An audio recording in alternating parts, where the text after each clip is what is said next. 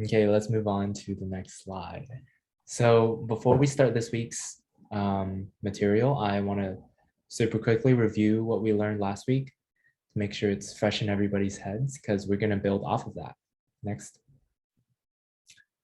So yeah, two of the biggest things we learned last week were the number of factors of something and the sum of all the factors of something. And to find the number of factors, we find their prime factorization, we take the exponents, add one to each, and then find the product of all of these. And this works because the problem we're trying to solve here is basically like find the number of paths through these factors, right? If they are tiles and we're trying to like jump from tile to tile, we have 4 possibilities for 2 to the third, 2 possibilities for the 5, and 2 possibilities for 17. Because we can choose one from each that's like up to the exponent and also including 0, because we can always pick 0, like yeah, just to have a factor of 1. So this is why we have the formula for the number of factors. Next slide.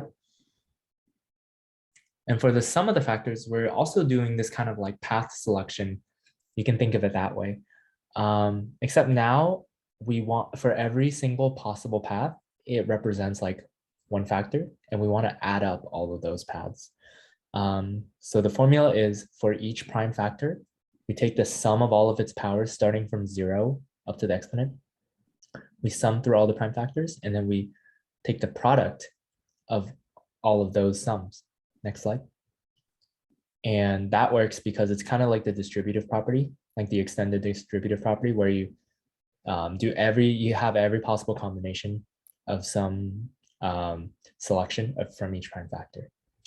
And if you expand it all out, that gives you the sum of every single factor in that number. Do you guys remember this part? Thumbs up, thumbs down. If you guys have any questions, just direct message it or message it in the everyone's chat, and we can go over it. Cool. Next slide. Yeah, so this week, let's change it up a little. So let's say we have a question that's like find the number of even factors for 40,500. This is number I picked because it has a really pretty prime factorization. It's 2 squared, or 2 to the 2, 3 to the 4th, and 5 to the 3rd. Right, so next slide. Yeah, we know how to find the number of factors because we learned that last week. But this time we don't want odd factors. We only want the even factors. So how can, the idea here, which is we're going to do it throughout today's lesson, is like, how can we modify this formula just a bit and filter for just the even factors? Yeah, so Alrisha has her hand raised. Do you want to say something? I think you have to like, for like, you know how we have to like list out like 2 to the power of 0 to the power of 1, 2 to the power of 2 to find out the number of factors. I think you have to like doing the even exponents. I don't know, something like that. That's a good idea. So it has something to do with the exponents. And you're trying to enforce evenness, right? So let's reveal the answer for this first one for even numbers. If you think about what makes a number even, it means it's divisible by 2, right? That's what an even number is. You can divide it by 2, and it goes in evenly. So a number is even if and only if it has at least 2 to the power of 1 inside of it, meaning like that prime factorization includes 2 to the 1. This could also be 2 squared or 2 cubed, right? Because those are all divisible by 2 to the 1. So 2 to the 0, if a number only has 2 to the 0, or like, you know, it just doesn't have 2 at all, that means it's not even. What this boils down to is we can exclude 2 to the 0 from consideration during our strategy and just continue as before. Next slide. So yeah, here's this in action, right? So if you have 2 to the second, 3 to the fourth, 5 to the third, the number of factors, if we don't filter for just the even ones, we have 2 plus 1 times 4 plus 1 times 3 plus 1, because there's 2 plus 1 options, right? For the first prime factor 2, there's 4 plus 1 options, 4 tiles for the prime factor 3, and then 3 plus 1 options for the prime factor 5. This is kind of like how many different, we're counting how many different paths exist. But this time, as we count paths, we want to remove the tile that is 2 to the power of 0, because that one is anything that has that tile in its path is not going to be an even factor. So we can remove 2 to the 0, which in this case, it means we don't do the plus 1. We don't do that, add that last one tile. So we can just do 2 times 4 plus 1 times 3 plus 1. And this gives us 40 factors. And yeah, next slide. So if we were to find the sum of even factors for this number, it's the same idea. We don't want to consider 2 to the 0. So whereas like usually we would add the sum of all the powers, right? 2, 3, and 5. You can see in the expression there. We just don't include 2 to the 0 because that represents the option for the pathway where the factor is not going to be even. So you can compute this out again, where it's 2 to the 1 plus 2 to the second, and then the same for all the 3s and all the 5s. And it gives you the answer of like 113,000 something. And that is the sum of all the even factors for our number. I went over that kind of quickly, but is it clear why we remove 2 to the 0 from all these like processes? Thumbs up, thumbs down, sideways, Could be sideways. Sideways. 45 degrees.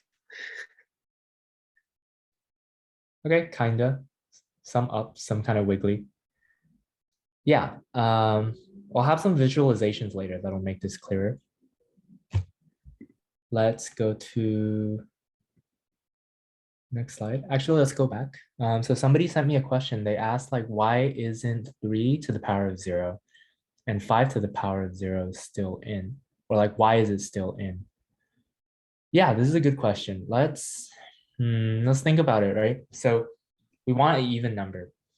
And the way to make sure a number is even is if it still has 2 somewhere inside it, right? Like if this factor possesses a 2 somewhere inside of it, then it is even. So we can keep 3 to the 0 and 5 to the 0 because those things don't change anything about a number that make it even or not. So for example, one of the factors that's come out of this like huge distribution, right? If you multiply it out and get a ton of like little numbers to sum up, we get like 2 squared, right? 2 to the second power times 3 to the 0 times 5 to the 1. And that gets us 20. It gets us 4 times 1 times 5, that's 20. That's still an even number. Having 3 to 0 didn't change anything. So if there's 3, 5, 7, or other prime factors, those we can just proceed as normal. Yeah. The only special one is 2 because 2 indicates, the presence of 2 indicates whether or not it's even or odd. Okay, next slide. Okay, so this time I want you guys to try it for odd. So I just changed it up a little bit. So this time we're finding the number of odd factors for 40,500. How are we gonna handle just the odd numbers? Does anybody have ideas? You can message in the chat for everyone.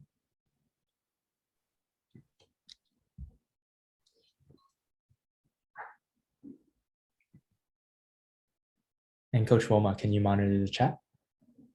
Yeah. Well, they Private might be or to sending to- everyone? Sorry, what did you say, Isabel? Private or to everyone? do we send it in private chat or to everyone? Coach Owen, should they send to private message you or send to everyone? Private message. Or is there an option to message me and Coach Roma? It's okay. Just send it to Coach Owen. So yeah, remember the question is asking how many odd factors are there in 40,500? One factor would be 1. 1 times 40,500 is 40,500. So the question is, how can we find the number of odd factors? And we might want to think about how we found even factors. Okay, so right, a factor is odd if it's not divisible. So I got some answers from you guys. They're really good. So some of them say, yeah, so a number is odd if it's not divisible by 2, right? So we want to make sure, kind of the same way last time, we made sure we have at least 2 to the 1 inside, or like more than 2 to the 1, right? Like 2 to the 2, 3, 4, 2 to the 10, whatever. This time for odd numbers, want to make sure it's the exact opposite. It doesn't have any powers of 2 inside. And if a number doesn't have any powers of 2 inside, here's a trick. You can always give it 2 to the 0, right? Like for any number, when we say 40,500 is 2 to the 2, 3 to the 4, 5 to the 3, we're also implying after that 5, there's 7 to the 0, 11 to the 0, and you can go to infinity, right? Like all the other primes in the entire universe are to the 0 for this number. So if there's no 2 in a number, you can just pretend there's an invisible 2 to the 0, because 2 to the 0 is 1. Yeah, and proceed like that. So you can do this by, yeah, so this time, as we find the number of odd factors for this number, we kind of do the same number of factors like path counting with the round tiles. But this time we're removing what is 2 to the 1 and 2 to the 2. So if there is any prime factor of 2 in this number, we just set it equal to 1. And then for anything else like 3 and 5, we proceed as usual. There's 4 plus 1 and 3 plus 1. And it's times just the 1. That 1 represents 2 to the 0. So no factors of 2. And this will give you the number of factors that are odd. Someone else also had a really good idea. So if you can also, because a number is either odd or even. So if you find the number of even factors, you can just find the number of total factors and subtract out the even ones. And that gets you the remaining odd factors, which is exactly what is happening here. Because if you were to take the expression, we can do this at the end, but if you take the expression for the even number of factors and subtract it from the expression for the odd number of factors, that gets you exactly what you see here, because it takes out the 2. The 2 is what we kept last time for even. And the 1 is what we're keeping this time for odd, where Coach Woma is waving his mouse. So they're like, if you combine both of them, the even and the odd factors, you get the total number of factors. Yeah. This is a little harder of a, I think it's a little harder of a topic this week. So we'll try to take it slow. We'll have some visualizations in the next couple slides.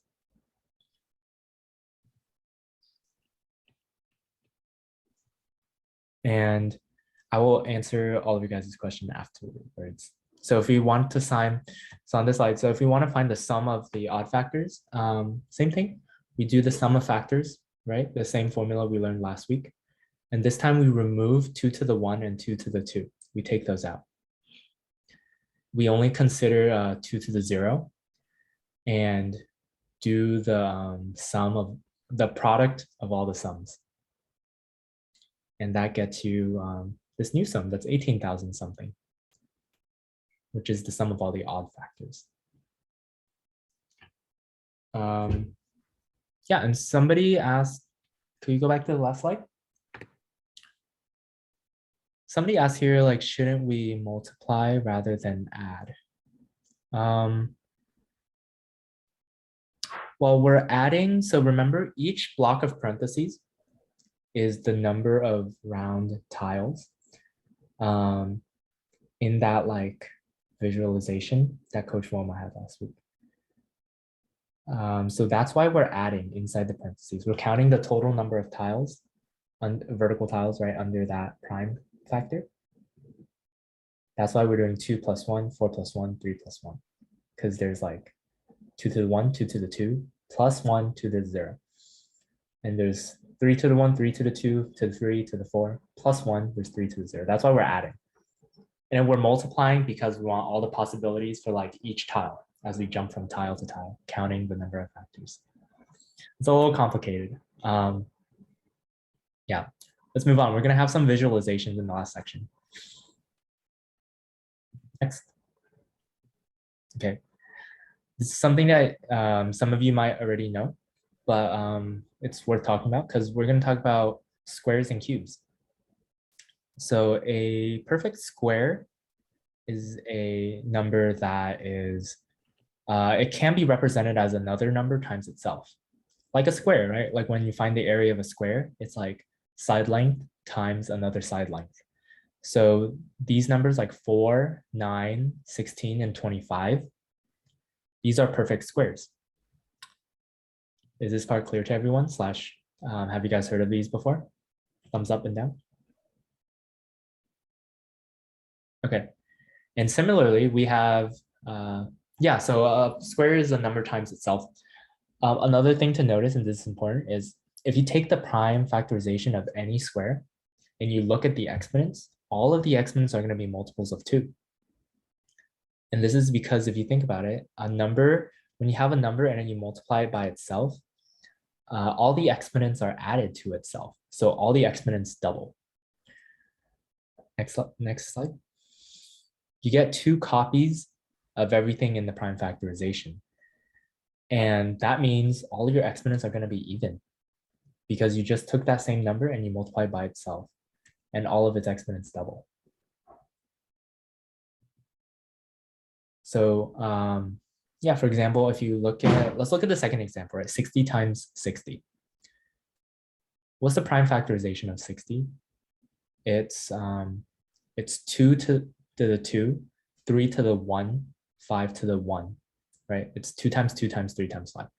If I get 3600, which is a square, because I multiply by itself, all the exponents double. It's 2 to the 4, 3 to the 2, 5 to the 1.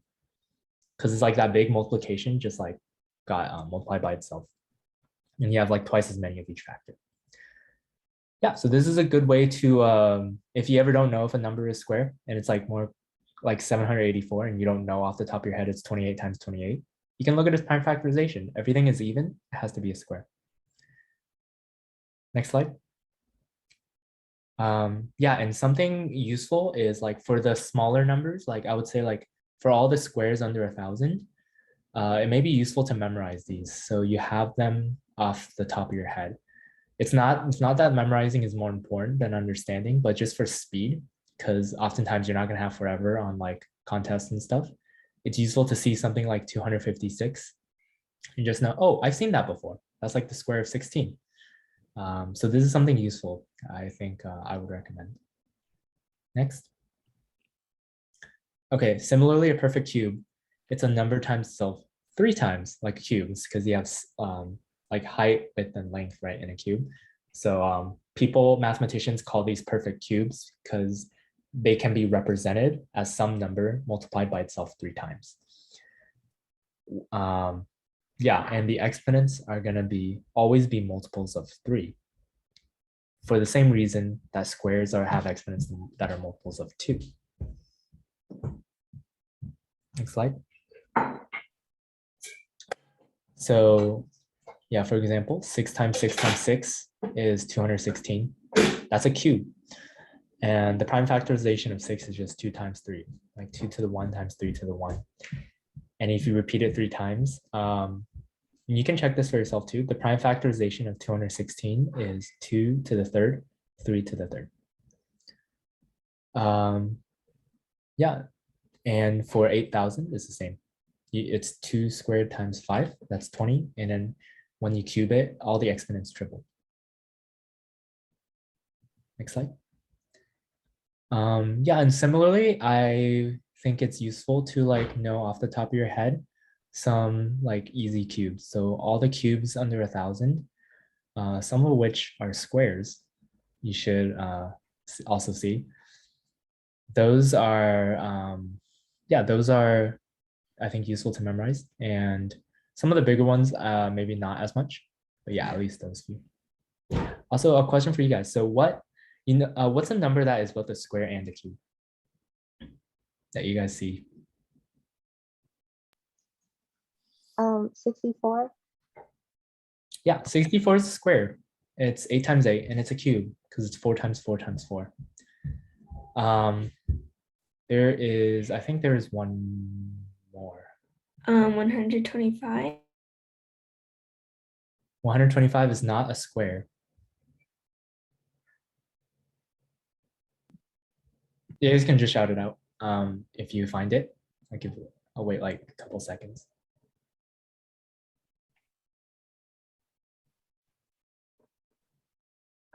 Is it 1,000? 1,000 is not a square. It's not a square. The square is 729. Somebody, 729? one of you guys might have had it, but yeah, the square is Okay. 729 because that's 81 times 81. And It kind of looks like a square. yeah. Well, the challenge problem for this week will be like, what makes something a square and a cube? What's the pattern? Because you can tell from the prime factorization as well. Next slide. I found another square and cube. Oh, there's another one? One. Oh, one. Okay. Okay. Forgot Just about one. the easiest one. Shout out there. Right. Okay, so yeah, so let's next slide. Why are squares and cubes useful? Sometimes they come up as conditions that you guys need to find factors. So here's an example. So for 144, maybe they won't ask for even or odd. So this question says, find the number of factors of 144 that are perfect squares. So how can we do this question? And I see Kaden has a question. Kaden has his hand raised. It was a comment for the last slide. I found another one. It's 15,625. That's 125 squared. Yep. Good job. Yeah, that's also a square. And yeah. Cool. So for this one, if we want to find the factors that are just squares, how can we filter those out? Alicia also has a question. Can you go back to the last slide? Oh, we have so many squares and cubes. I see. I noticed that the 4, 9, and 25 are all perfect squares. Interesting. Yeah. So if the base number of that, like the base of that exponent is a square, makes the whole thing a square once you cube it. I will give you guys the answer actually, because I think this is super cool. So the reason, so if you have a square, remember the exponent's a multiple of what? Hold up fingers. 2. Right? And if it's a cube, the exponent is a multiple of what? 3. If you raise a square to the power, if you cube a square, it's 2 times 3 in the exponent. So I don't know if that's something you guys have covered, right? But it will be 6. 2 times 3 is 6. So the exponent is always a multiple of 6. And it doesn't matter if you square a cube or if you cube a square, because it's 2 times 3 or 3 times 3 either way. So if you look at the numbers that are both squares and cubes, their exponents in their prime factorization is always a multiple of 6. So yeah, so like 16 would work too. 16 is like 16 cubed is like 2 to the 12, I believe. And 12 is multiple of 6. So yeah, prime factorizations are cool. You can do a lot with it. Cool. Okay, let's go back to this part. I'm going to go over this a little quicker. I'll leave some time to do a review and for you to try it out yourselves. So next slide. Okay, here's the visualization. So when we find the number of factors of something, we're trying to count the paths, remember? And a common theme throughout today is like, depending on whether it's even or odd or perfect squares or like, I don't know, whatever condition you can think of, right? Like we're crossing out some of those tiles because those tiles would violate like the rule. So if it's even, for example, we were crossing out 2 to the 0 because that would make something not even and we're keeping the rest. If it's odd, we're crossing out everything that's below 2 to the 1, like 2 to the 1, 2 to the 2, because those would make it even. And in this case, when we're trying to find factors that are only perfect squares, we want to keep the tiles, these steps that have exponents that are a multiple of 2, because when I complete the path, right, if I pick anything from the 2 column, like 2 squared, and I pick anything from the 3 column, like 3 to the 0 or 3 to the 1, and I multiply it, right, to get my final factor, you'll notice the exponents of that are all multiples of 2 because all of my selections were multiples of 2. So for perfect squares, this is what we do. We only keep the powers of each prime that are also perfect squares, aka their exponent is multiples of 2. So 2 to the 1, we cross out. 2 to the 3, we cross out. If we had 2 to the 5, 7, 9, we would cross those out. And then using the remaining tiles you have left, you can do the same process. And in this case here, for 144, the process is we do three tiles, 3 choices from the 2 column and 2 choices from the 3 column, which gives us 6 factors that are perfect squares. And you can check this for yourself. The 6 factors are 1, 4, 9, 16, 36, and 144. Yeah. So 4, for example, is like 2 squared times 3, 0. 36 would be 36. 36 is 2 squared times 3 squared. And 144 is 2/4 times 3 squared. So every path that we counted is a perfect square. How do you guys feel about this so far? Up, down, middle. Okay. Some up, some middle. Okay, nice. Next one. Okay, this one we can try by ourselves. Or sorry, we'll work through this together. This is going to be our review round because it's a lot of exercises. So this time I'm changing up the constraint again. So I'd like us to find the sum of all factors for 9,000 that are divisible by 15. And to speed this up a bit, next slide. We'll start with the prime factorization because I'm confident you guys all know how to do that part. 9,000 is 2 to the 3rd, 3 to the 2nd, 5 to the 3rd. Next slide, next step. So from there, we also know the sum of factors. We'll also do this part, right? So for sum of factors, remember we add the entire tower. We add all of the tiles. So 2, 0, 2, 1, 2, 2, 2, 3. We add all of the 3s. We add all of the 5s. And then we would multiply those 3 sums. That's the regular sum of factors. Next step. This time, what's up? Oh, I was wondering if anyone knows what we would do to make sure that all the factors we're summing are divisible by 15. So some of them are going to be divisible by 15 and some of them aren't. And we want to modify this so that we don't include the ones that are not divisible by 15.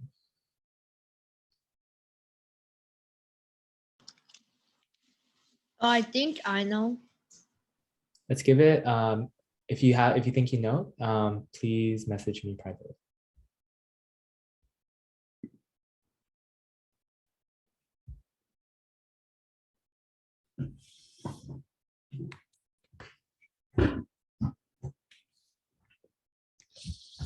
Okay, I'll give it another half minute, and then we'll talk about the answer together.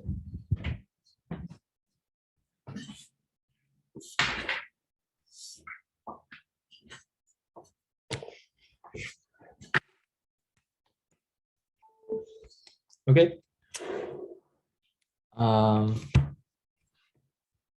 Let's talk about the answer. So I think somebody said they have an idea.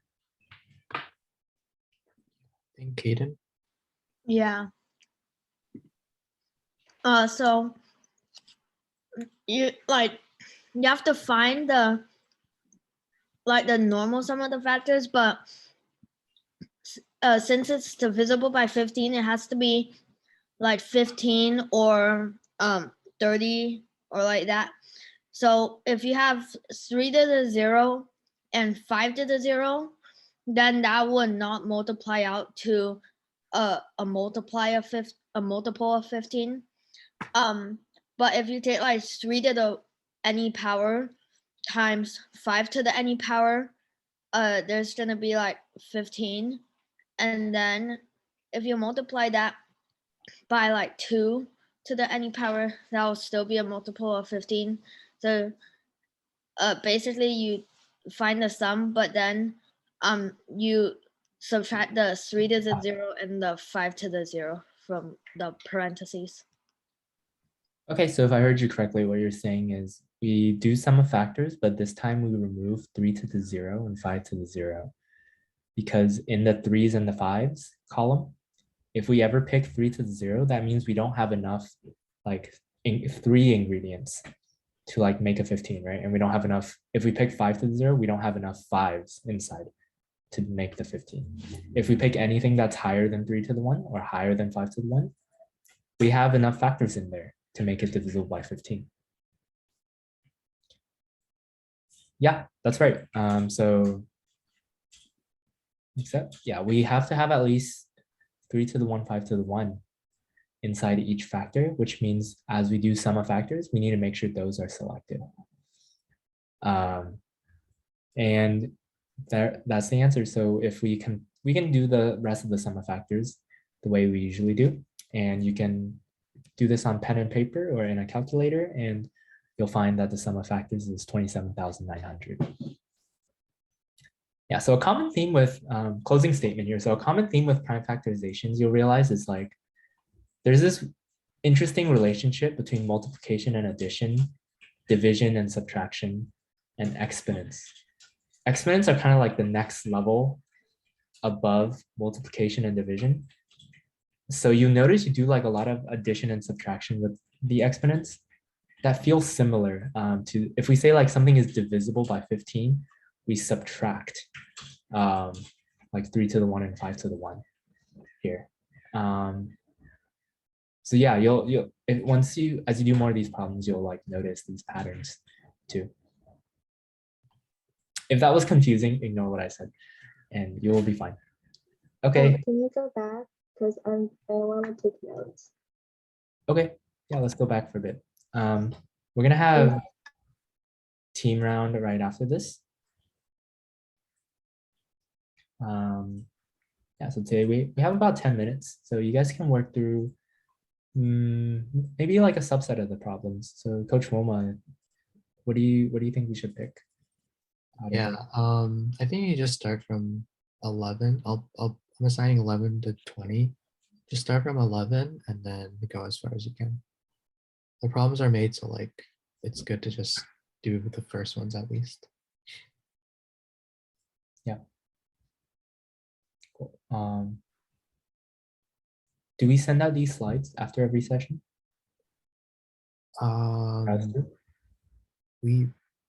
It would be a good idea. And also I think there are recordings that Mr. Wan has recorded now. So yeah, we could share.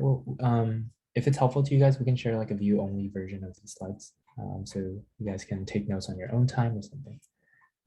For now, let's move on to the review round page. So Basically, just record 11 to 20. Those are the ones that you'll be doing in your breakout rooms.